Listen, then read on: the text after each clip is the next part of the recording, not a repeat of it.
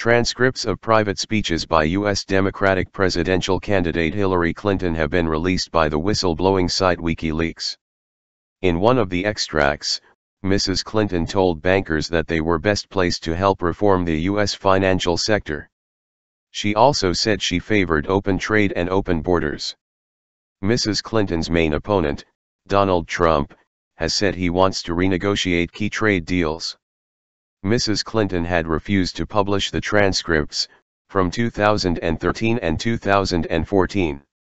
Her rival in the Democratic primaries, Bernie Sanders, had repeatedly called on her to release the text of her speeches, which are thought to have earned her about $26 million, £21 million.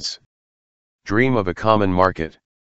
The excerpts include comments made at an event sponsored by Goldman Sachs in October 2013 in which Mrs. Clinton spoke of the need to consult Wall Street over financial reform. The people that know the industry better than anybody are the people who work in the industry, Mrs. Clinton said.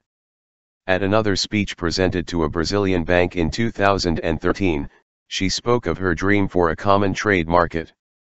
My dream is a hemispheric common market, with open trade and open borders, sometime in the future with energy that is as green and sustainable as we can get it, powering growth and opportunity for every person in the hemisphere, Mrs. Clinton said.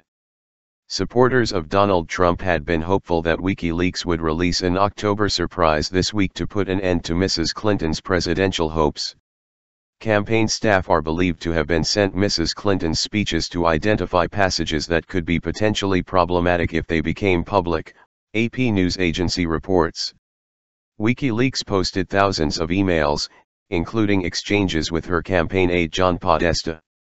The release covers messages dating back years but also features some from as recently as last month.